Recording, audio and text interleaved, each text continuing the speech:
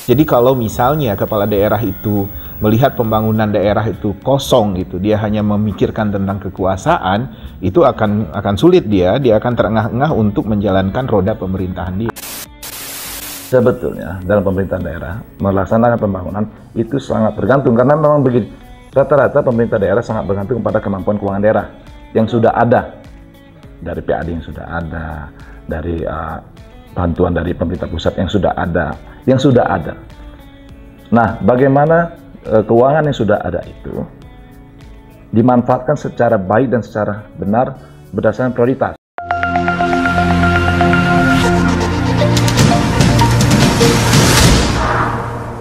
Halo teman Citra Indonesia, saya Risma, senang sekali bisa hadir dalam edisi khusus kali ini yang akan membahas tentang kebijakan dan pembangunan daerah dengan dua orang hebat yang akan menemani saya berbincang. Salah satunya adalah Bang Andi, beliau adalah pakar pembangunan daerah dan juga konsultan politik kita, Pak Suyanto.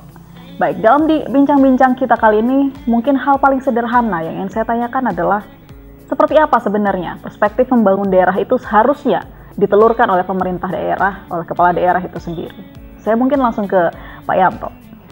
Ya, kalau bicara perspektif pembangunan daerah, seharusnya setiap kepala daerah ketika dia terpilih, pertama kali dia terpilih, dia sudah mengerti apa yang harus dia lakukan untuk daerah dia. Baik, dari pertama kali terpilih, artinya sebelum dia terpilih, dia sudah harus mengantongi dong beberapa draft pembangunan daerah. Itu urusan tim kerja dia, kabinet dia nanti. Baik. Cuma kan yang namanya visi misi Renstra itu terutama itu harus ada di kepala dia.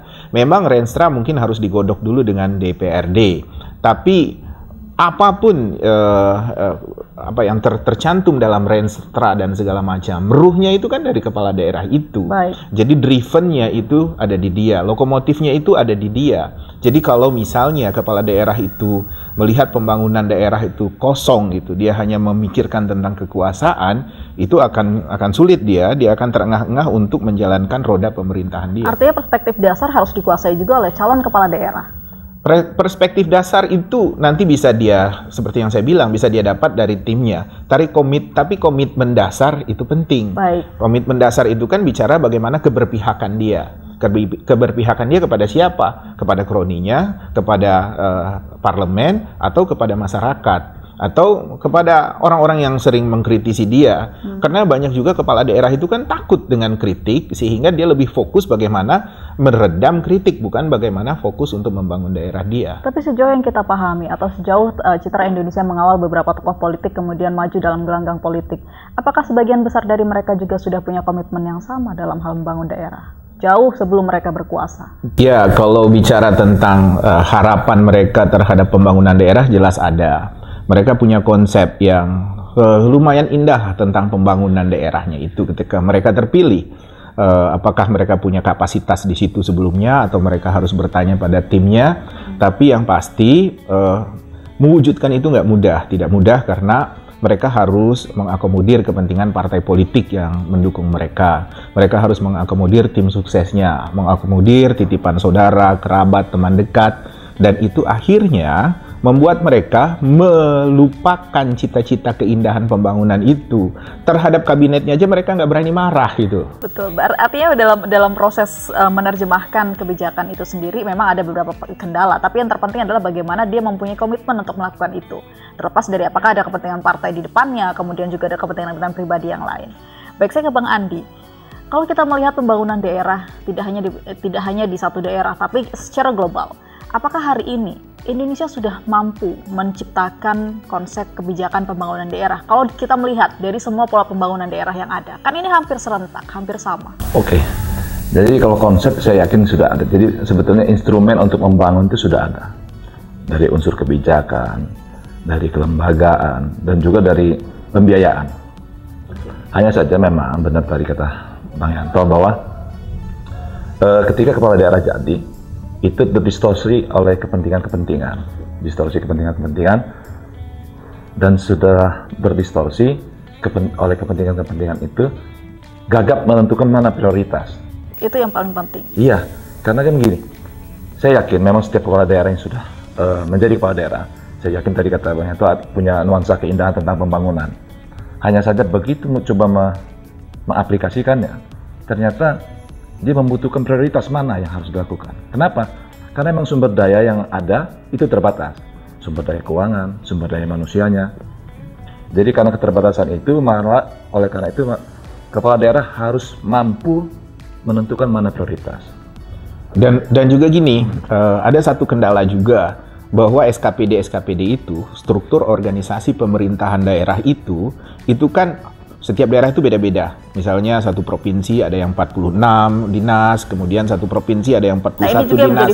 Nah, itu beda-beda. Skala prioritas itu kan harusnya bisa dilihat dari bagaimana gubernur misalnya menyusun struktur itu. Itu yang dibilang oleh Pak Andi tadi, bahwa kuncinya itu skala prioritas.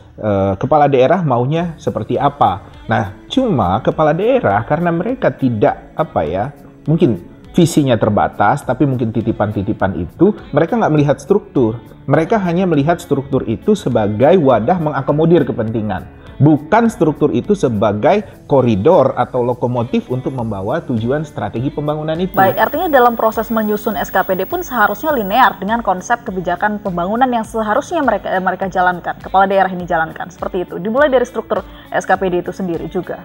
Ya, Pak Andi lah yang bisa jawab. Ya. Jadi sebetulnya dulu SKPD ya, sekarang namanya OPD, Organisasi Perangkat Daerah.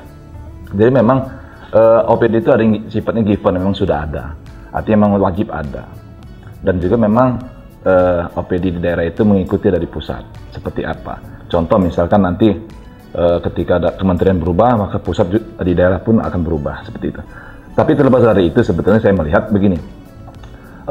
OPD itu adalah struktur untuk membantu mewujudkan visi kepala daerah. Visi kepala daerah diturunkan menjadi misi, setelah itu ada RPJMD dan lain-lain.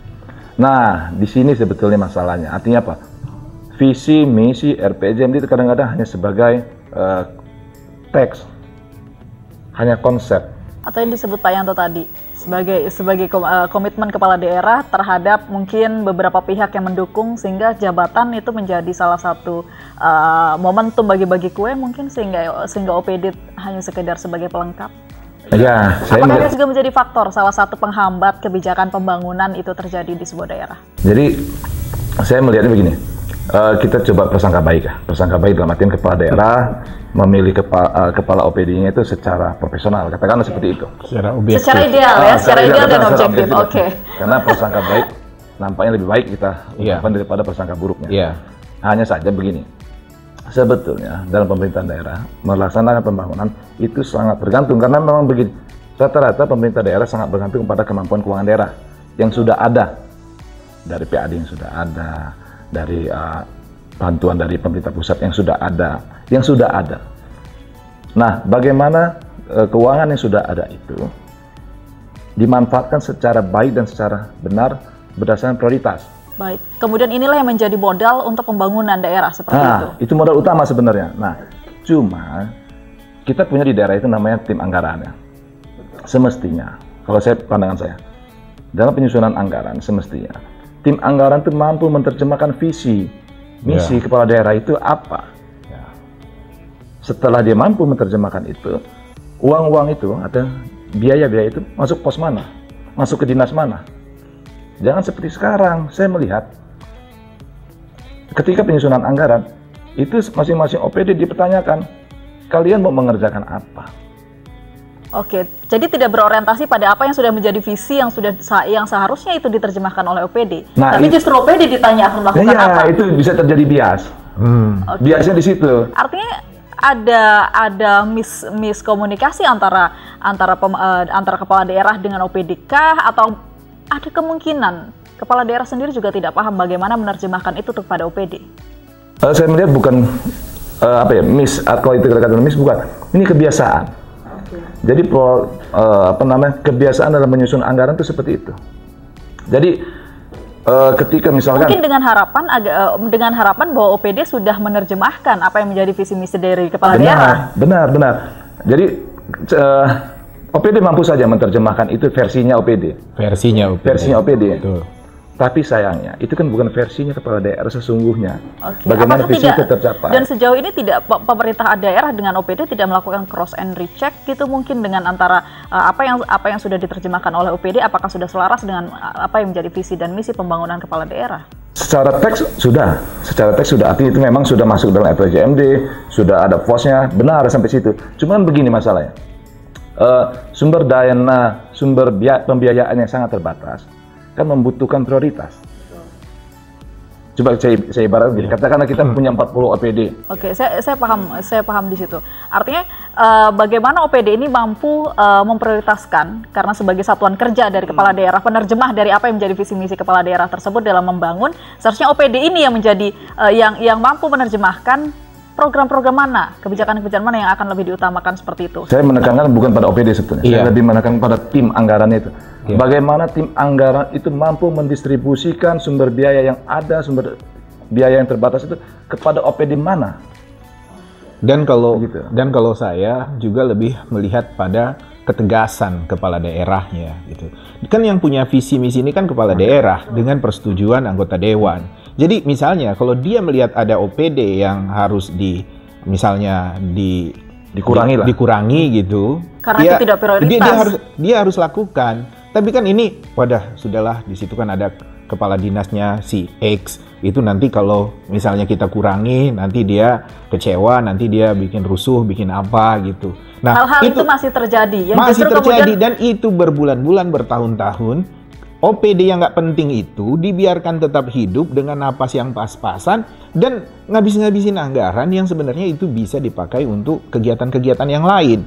Nah, sebagai contoh begini, saya itu paling terus terang saja dulu pernah sangat appreciate dengan misalnya Provinsi Riau. Saya nggak tahu sekarang apakah itu masih. Jadi dulu Provinsi Riau itu sekitar 10-15 tahun lalu itu mereka punya visi Riau Pusat Kebudayaan Melayu.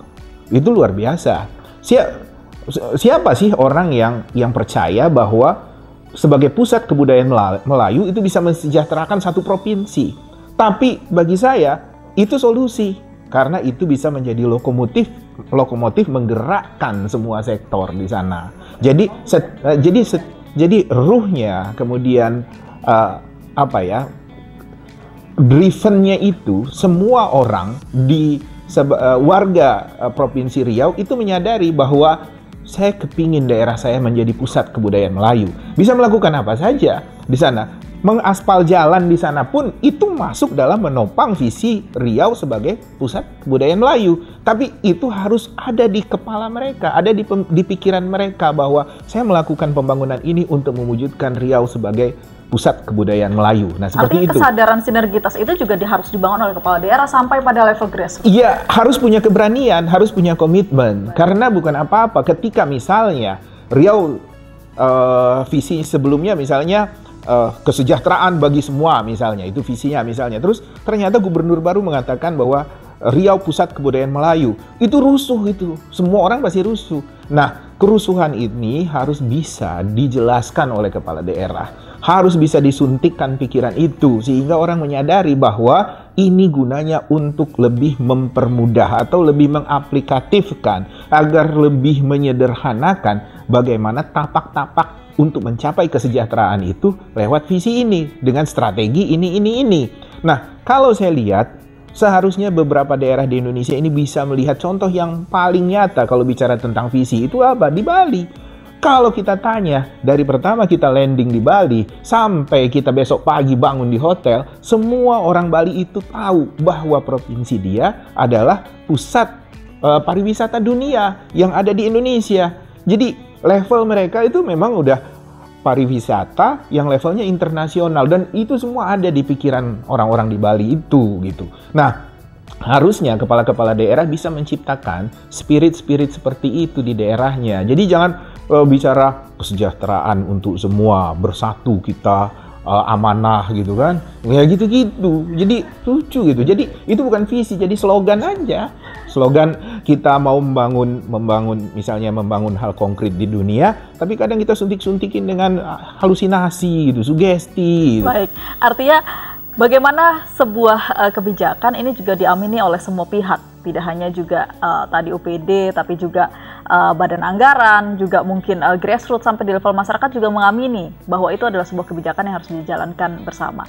Lalu Bang, sejauh ini bagaimana sebetulnya pemerintah membangun konektivitas antara semua UPD sampai pada level grassroots sehingga penerjemahan pembangunan kebijakan pembangunan daerah ini betul-betul menjadi sebuah visi misi bukan hanya di level kepala daerah atau UPD, tapi juga masyarakat mengamini itu sehingga sinergitas ini terbangun dan kebijakan daerah juga bisa terbangun dengan lebih cepat.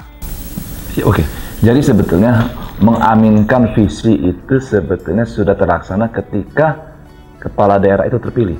Karena kan secara formil begini, calon kepala daerah punya visi. Kemudian dipilih. Artinya ketika kita memilih, kita sudah mengamini bahwa itu walaupun menjadi kita tidak memilih dan dia terpilih. Kita secara tidak langsung, secara formal kita mengamini kebijakan jadi tersebut. di situ sebetulnya kepala daerah sudah sangat luar biasa punya power, punya uang, punya legitimasi.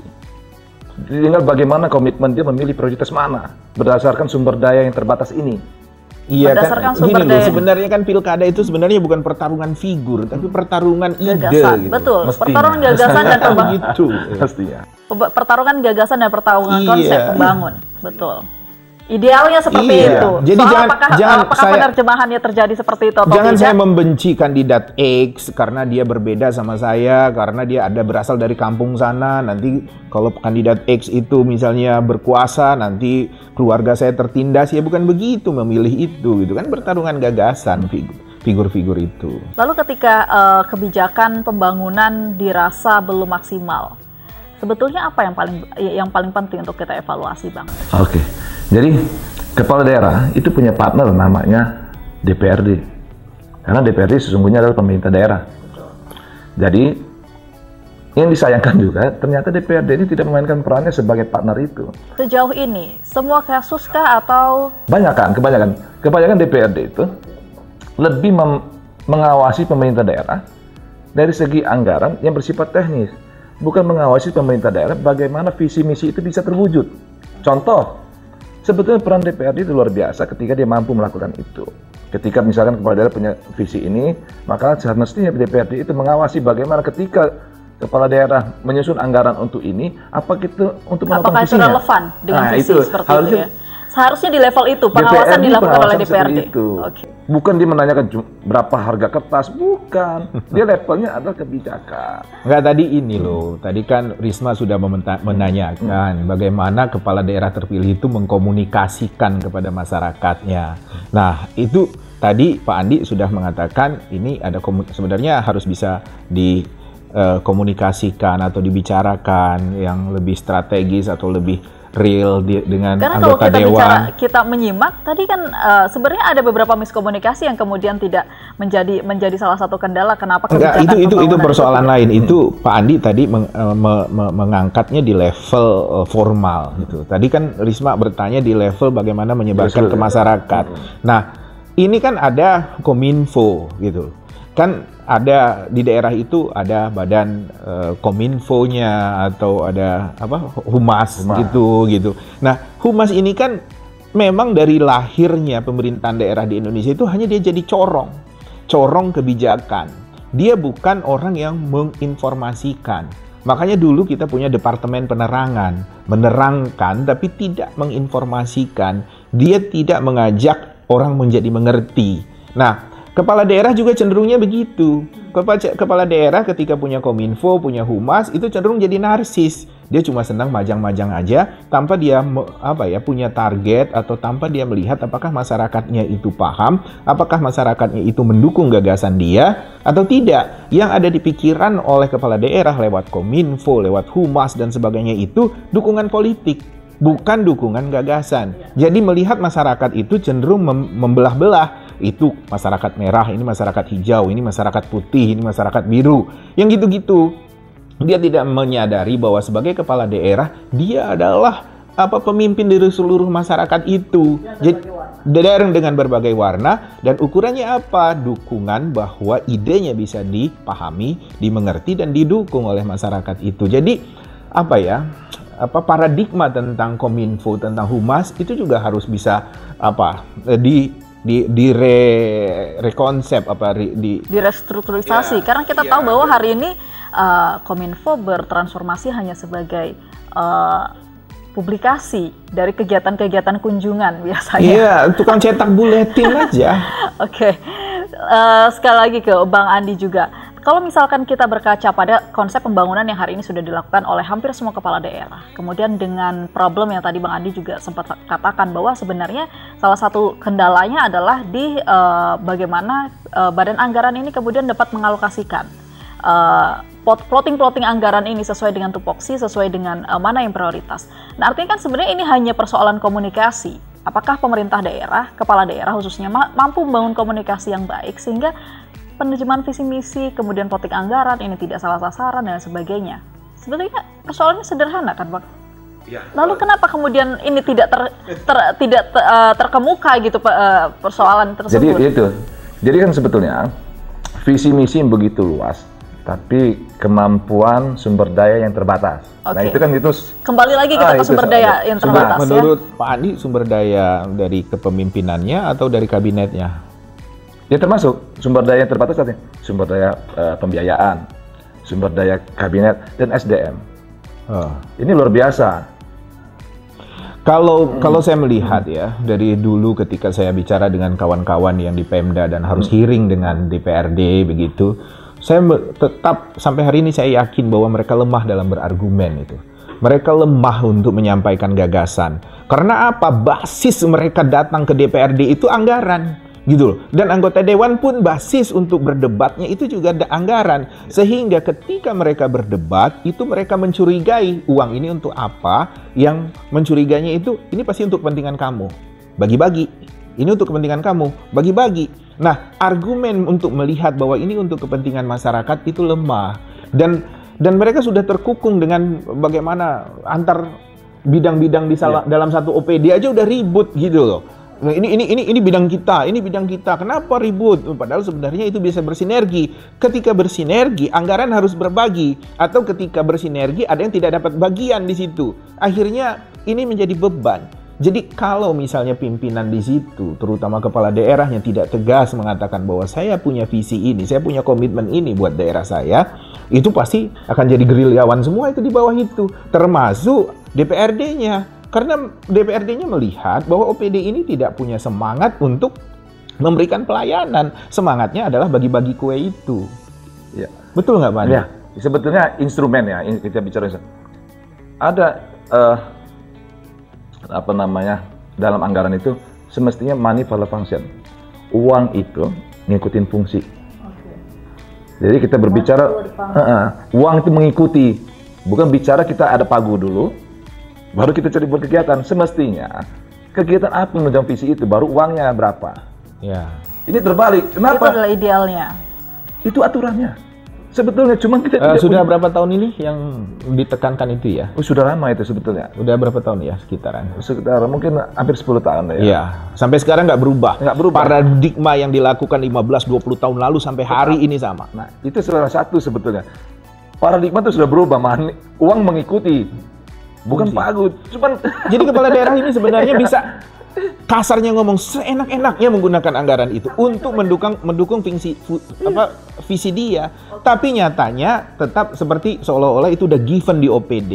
Oke, artinya ketika sebenarnya pemerintah tidak perlu takut, kepala daerah tidak perlu takut untuk menerjemahkan kebijakannya dalam membangun daerah sebetulnya. Terlepas apakah hari ini dia berpikir apakah anggaran cukup atau tidak, sebenarnya itu bukan sebuah ketakutan untuk membatasi kreativitas kepala daerah, inovasi kepala daerah untuk membangun. Seperti itu ya, Bang ya? Iya, jadi kan membangun justru memang berdasarkan kemampuan anggaran pasti. Betul, betul. Ya. Tapi tidak perlu takut. Benar, tidak perlu takut. Mengapa? Misalkan ketika visi misi dia diterjemahkan oleh kepala daerah dan misalkan katakanlah di salah satu tempat DPRD yang tidak mendukung, tidak ada masalah. Kenapa? Ketika DPRD tidak membahas, dia pakai pagu yang lama, anggaran lama. DPRD dapat hukuman. Dan juga pikir kan bukan hanya anggaran yang sudah ada saja, tapi kan juga ada banyak sekali upaya-upaya yang bisa dilakukan oleh kepala daerah untuk kemudian meningkatkan anggaran yang ada. Nah, tadi kan meningkatkan pendapatan daerah kita berbicara yang ada. Tadi sumber daya yang ada sebetulnya, belum bicara kreativitas. Iya. Nah, alangkah luar biasanya kalau misalkan kepala daerahnya itu mampu manfaatkan yang sudah ada dan juga punya kreativitas. Nah, ini yang khawatirnya kebanyakan Yang sudah ada tidak mampu dimanfaatkan secara baik, apalagi mengharap kreativitas. Gitu loh. Berarti Misalkan problemnya adalah kita salah memilih pemimpin, seperti itu dong? Mungkin komitmen kepala daerah. Komitmen kepala daerah ya. Komitmen kepala daerah. Karena memang kan jelas. Apakah artinya semua kepala daerah yang hari ini sudah pernah menjabat itu adalah seseorang yang mampu sebenarnya hanya karena kurang komitmen saja, ataukah karena memang mereka sudah hanya sekedar punya kemauan untuk berkuasa tapi komitmen tidak ada dan kemampuan juga tidak ada? Nah ini saya sebetulnya ada pertanyaan-pertanyaan seperti itu sebetulnya. Kenapa dalam diri Bang Andi sendiri melihat semestinya fenomena yang ada sehari-hari. Kenapa sih pemerintah pusat dalam hal ini misalkan Mendagri dapat memberi penilaian dalam satu periode kepala daerah mana yang dianggap berhasil, mana yang tidak. Kenapa? Ketika dia menjadi petahana mencalonkan kembali, itu sudah ada nilai. Khawatirnya misalkan hanya 2 periode, nilainya tetap buruk. Semestinya kan, pemerintah pusat mampu memberikan penilaian bahwa dia sudah tidak berhasil, jangan dipilih lagi. Tapi kalau contoh kata Pak Yanto tadi, Riau, Bali, ada contoh misalkan Kabupaten Banyuwangi, itu luar biasa dari menyulap image Banyuwangi yang dulu mistik menjadi pariwisata. Itu luar biasa konsepnya. Dan itu berhasil. Jadi sebetulnya kepala daerah yang berhasil banyak. Ya. Tapi kemungkinan yang tidak berhasil lebih banyak. Lebih banyak. Iya, lebih banyak. Nah, memang semangat itu adalah semangat mereka itu selalu mengatakan apa yang bisa saya bantu. Itu nurun tuh sampai ke OPD itu. Jadi kalau misalnya saya dilantik hari ini jadi kepala dinas, saya akan tanya sama staf-staf saya, apa yang bisa kalian bantu sama saya? Bukan pertanyaan, apa yang bisa kalian lakukan untuk membuat kantor kita keren? Nah, itu pertanyaan yang sangat berbeda. Begitu juga ketika kepala daerah itu dilantik, dia mengatakan kepada orang-orang itu, kepada para birokrat itu, apa yang bisa kalian bantu untuk membuat provinsi kita keren atau kabupaten kita keren? Tidak, apa yang bisa kalian bantu buat saya biar saya kelihatan keren?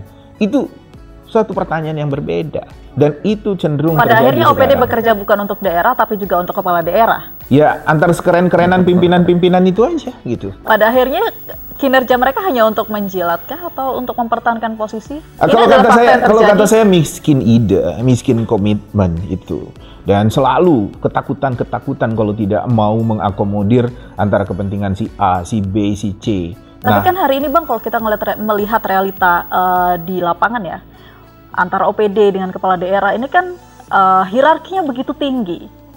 Ketakutan yang luar biasa terhadap kepala daerah karena takut digeser mungkin ketika dia dianggap tidak nurut. Apakah ini juga menjadi salah satu faktor kenapa OPD banyak kerjanya nggak becus? Iya, gini loh. Kita juga bertanya-tanya, yang presiden aja kadang nggak berani mecat menterinya, kan itu gimana? Nah, masyarakat kan bisa tanya tuh, kenapa presiden nggak berani mencat menteri? Itu juga kepala daerah, kenapa dia nggak berani mencat seorang kepala dinas misalnya? Nggak berani memecat sekretaris dewan? Nah, itu kan karena kepentingan politik, bukan kepentingan masyarakat. Jadi, orang yang sudah tidak perform saja tetap kita biarkan duduk di situ gitu. Dan ini mengganggu, bukan hanya mengganggu anggaran, tapi juga membangun semangat kolektif untuk melakukan tindakan membuat kesejahteraan masyarakat lebih baik itu.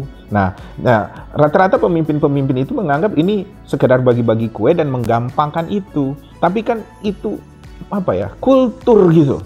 Nah, kita mau mengubah nggak kultur kita untuk menjadi lebih baik, untuk berorientasi kepada masyarakat. Nah, kinerja kepala daerah harusnya lebih ditargetkan, ukurannya seperti itu. Tadi Pak Andi udah mengatakan, Depdagri harusnya bisa lebih memberikan parameter, evaluasi atau apa. Nah, ini kan gimana? Saya kurang paham. Tapi kan hari ini juga Mendagri juga rajin ngasih gelar penghargaan kepada kepala daerah. WTP itu apa? Saya juga kurang paham itu. Bagi saya itu WTP itu. Walaupun terkadang masyarakat menilai antara penghargaan dengan kinerja tidak berbanding lurus atau bahkan bertolak belakang. Ya, jadi kalau kita melihat kenyataan sebetulnya banyak sekali yang WTP ternyata anggarannya bermasalah. Betul. Kasuistik lah ya. Betul. Tapi memang banyak sekali penghargaan itu tidak memberikan sebuah dampak yang baik juga. Reward and punishment-nya nggak terlalu jelas. Pemerintah mampu memberi reward, tapi begitu memberi punish, mana? Iya. saking memudahnya memberi penghargaan itu, Risma. Ada orang baru dilantik jadi kepala daerah seminggu udah diberi penghargaan. Nah, itu yang tidak masuk akal dan tidak rasional. Tapi ini realitas. Pada akhirnya kan penghargaan-penghargaan semacam itu hanya aktivitas-aktivitas politik yang kemudian dimanfaatkan sebagai legitimate salah satu pihak untuk kepentingan politik ke depan. Dan kemudian ini sekali lagi tidak berkorelasi dengan kebijakan pembangunan daerahnya. Bahkan ketika si kepala daerah tersebut sudah hampir mau menyelesaikan kepemimpinannya. Lalu ketika Bang Andi tadi dan juga Bang Yanto secara panjang lebar sudah menceritakan bagaimana realitas kebijakan pemerintah daerah hari ini soal membangun. Apa sebetulnya yang paling penting untuk dilakukan untuk memperbaiki situasi ini? Ya, gini loh, esensi dari kepemimpinan itu kan pengambilan keputusan. Dan pengambilan putusan itu sudah pasti tidak akan bisa membahagiakan semua orang. Jadi kalau misalnya kita punya pemimpin yang berusaha membahagiakan semua orang, yang takut untuk mengambil keputusan yang pedih demi kepentingan orang banyak, ya kita tak usah banyak berharap.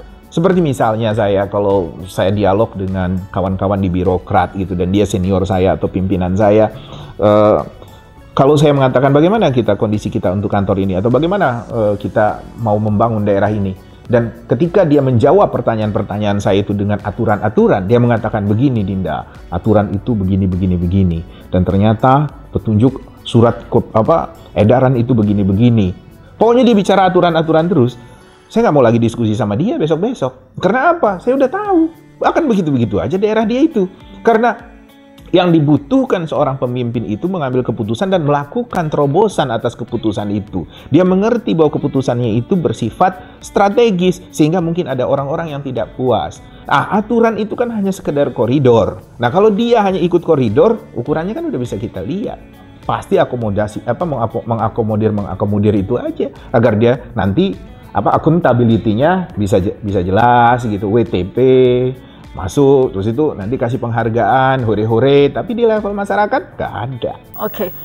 Bang Andi mungkin akan bisa lebih berbicara dari ranah yang lebih intern lagi, karena Bang Andi mengamati langsung dari internal birokrasi itu sendiri. Bagaimana sebetulnya merampungkan persoalan ini, yang sebetulnya nggak susah-susah amat ketika komitmen itu benar-benar dijalankan, bukan hanya pemerintah daerah, tapi juga OPD dan semua struktur terkait. Iya, jadi memang saya ulangi lagi, sebetulnya memang prioritasnya mana, karena itu sumber dayanya terbatas, prioritasnya mana. Setelah prioritas sudah dapat, maka kepala daerah juga harus punya inovasi, punya kreativitas untuk mencari sumber-sumber pembiayaan yang lain. Contoh misalnya CSR, pendekatan dengan stakeholder. Jadi hal seperti itu perlu dilaksanakan. Belum lagi maksimalkan aset daerah. Iya, kalau saya berharap sebetulnya kepala daerah itu benar-benar selain kepala daerah, dia juga sebagai pelayan. Dan artinya begini, jangan ragu kepala daerah datang kepada katakanlah calon investor besar, mengajak bersama-sama membangun daerah. Terkadang memang kepala daerah ini benar-benar menjadi kepala daerah. Dia berharap investor yang akan datang. Enggak, itu masih enak. Beberapa teman saya yang mendatangkan investor ke daerah itu curhat sama saya di Jakarta ini. Dia mengatakan, Bang, gila Bang, di daerah sana, di daerah situ, di daerah sini, aku bawa kawanku, katanya mau investasi di sana. Ternyata begitu aku ketemu kepala daerahnya atau ketemu sekdanya, dia mengatakan bagian untuk kita berapa. Nah, bagi dia ini kan kampret gitu loh, bikin kesel. Kita capek-capek gitu loh, mengkonsep, berpikir, menghitung untuk membangun daerah dia. Yang kita bukan siapa-siapa loh Bang, kata mereka. Kita nggak ada hubungan apa-apa dengan daerah itu, tidak ada ikatan emosional. Mereka putra daerah atau orang yang punya ikatan emosional di daerah itu. Ketika kami datang dengan konsep investasi, itu kalimat mereka rata-rata yang keluar pertama kali dari mulut mereka adalah, kita dapat bagian berapa. Dan itu benar-benar bikin kami ilfil Bang. Sehingga pertemuan-pertemuan berikutnya rata-rata kami tunda. Karena pasti akan berat gitu, karena kita pasti akan biasanya faktor apa? Mempersiapkan kickback gitu-gitu. Apakah ini sudah menjadi iklim wajarkah di level pemerintahan daerah dalam hal presentasi bagi-bagi hasil dalam setiap aktivitas, bukan hanya sekedar fee proyek, bahkan sampai pada level investasi?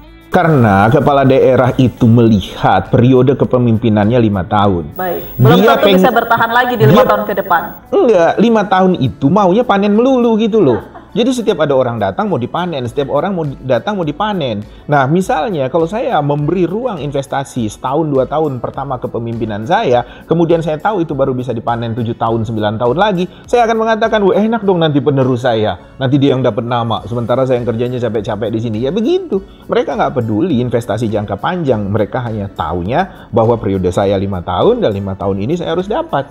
SHU saya berapa di situ. Dan mental seperti itu, mental kepala daerah itu menurun atau diikuti oleh OPD-OPD dia. OPD-OPD itu juga hanya berpikir, saya sekian ini menjabat, berapa saya harus gitu. Nah, kepala daerah tidak pernah memberi target kepada kepala-kepala OPD ini bahwa sekian bulan kamu harus ini, sekian bulan kamu harus begini, sekian tahun harus begini. Kalau tidak tercapai kita lakukan evaluasi dan kamu mungkin bisa diberhentikan dengan rasa yang nggak menyenangkan gitu. Tapi mana ada itu kepala daerah. Pokoknya dia kalau memberhentikan kepala dinas karena dia nggak senang, bukan karena performance-nya. Karena dia misalnya, "Hai Budi, kenapa kau ada di sana? Kau tahu kan di sana bukan pendukung aku. Kau ini kurang ajar." Besok dia berhenti. Jadi bukan karena performance-nya, tapi karena dia salah menempatkan kaki itu. Padahal nggak ada urusannya, nggak ada kepentingannya sama urusan kinerja di OPD itu kan gitu. Tapi sebetulnya instrumen itu sudah ada Pak Yanto. Instrumen bagaimana kepala daerah menilai kepala OPD. Kita punya PK, perjanjian kinerja. Sebetulnya sudah ada instrumen itu ya, instrumennya. Cuman benar kata Pak Yanto, penilaiannya lebih subjektif ternyata kepala daerah. Realitas hari ini. Realitas banyak pimpinan itu menilai berdasarkan subjektivitas, bukan kinerja. Sulit OPD itu dinilai kinerjanya. Rata-rata kinerja yang dinilai itu adalah absensi. Sementara absensi tidak menjamin. Absensi kan bukan kinerja. Betul. Kehadiran. Dan itu 100% harus. Tapi itu mudah diukur. Sedang kinerja itu butuh alat ukur yang lebih komprehensif. Jadi sebetulnya instrumen itu sudah ada. Instrumen untuk menilai kepala OPD dan lain-lain sudah ada. Hanya saja memang kepala daerah tidak menggunakan instrumen itu untuk menilai kepala OPD-nya yang membantu dia dalam melaksanakan visi-visinya. Oke. Artinya dalam penerapan kebijakan pembangunan daerah seharusnya lebih objektif lagi dalam menilai performa dari setiap OPD yang dipilih, kemudian juga harus lebih objektif lagi dalam memilih siapa OPD yang harus ditetapkan, ditempatkan pada poksinya, agar semua kebijakan berdasarkan visi dan misi itu bisa terrealisasi. Idealnya begitu, Bang. Nah, benar. Saya ketemu juga akhirnya objektivitasnya itu tidak ada, sering hilang. Tidak ada. Hampir di semua case kepala daerah kah? Atau hampir di semua case. Jadi objektivitas kan luar biasa sangat dibutuhkan dalam menentukan sesuatu. Nah, objektivitas itu kadang-kadang karena tidak ada objektivitas sehingga ada kekhawatiran dari OPD terhadap kepala daerah disingkirkan karena kasus subjektivitas. Sehingga ini mempengaruhi performa. Dan itu sebetulnya sudah terbukti ASN itu sudah dilindungi kepala daerah jabatan OPD itu harus 2 tahun misalnya. Itu kan sebetulnya dasar pikirnya karena memang ada kekhawatiran subjektivitas. Tapi sebetulnya kepala OPD sudah terlindungi, dia punya masa 2 tahun setiap untuk di eselon sebagai kepala dinas. Tapi bisa dievaluasi nggak itu sebelum 2 tahun itu bisa juga kan? Sebetulnya instrumen itu ada perjanjian kinerja, kinerja ini. Sebetulnya kepala daerah yang luar biasa sudah punya instrumen itu semua, tapi terkadang memang instrumen itu dia menjadi teks, hanya teks, tidak dipakai. Gitu. Tapi juga bisa jadi sebagai sebuah mentalitas juga gitu loh, Risma gitu, Pak Andi. Jadi kepala daerah itu banyak mengatakan begini, kalau misalnya saya gubernur gitu, itu tuh Andi itu udah saya jadiin kepala dinas tuh, udah saya kasih jabatan kepala dinas, jangan macam-macam dia, jangan kurang ajar. Dikasih gitu. Kok seolah-olah itulah kenapa banyak kepala dinas merasa tidak berani melakukan hal-hal tertentu karena khawatir menyinggung kepala daerah. Nah, itu kan makanya maksud saya ngomong begini itu harus diubah. Jangan kepala daerah.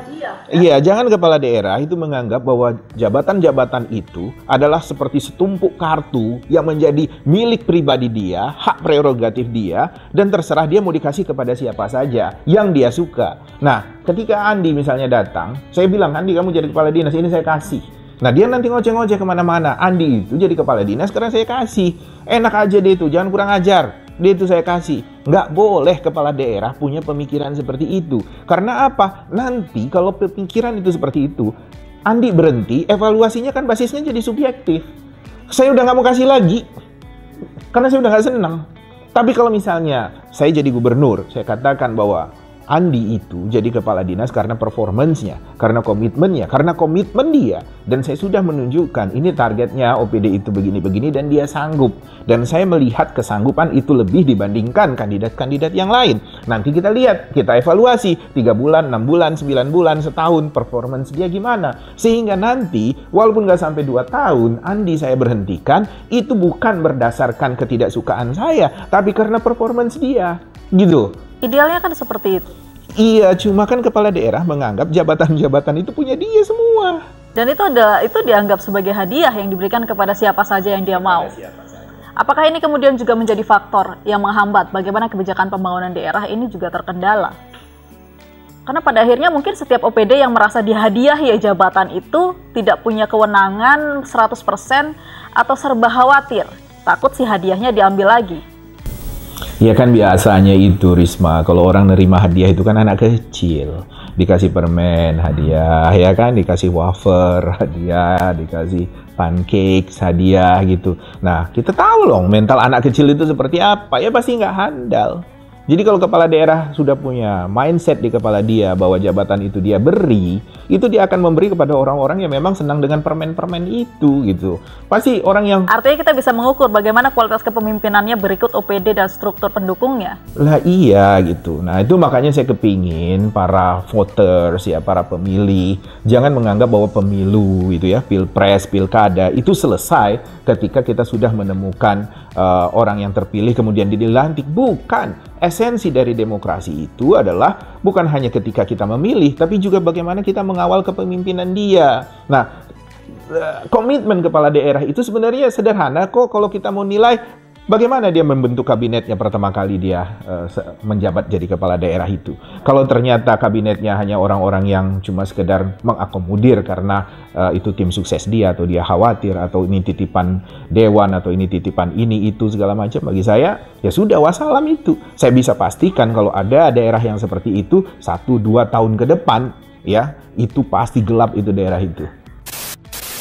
Sebenarnya karakteristik kepemimpinan masing-masing calon itu bisa dilihat dari latar belakangnya.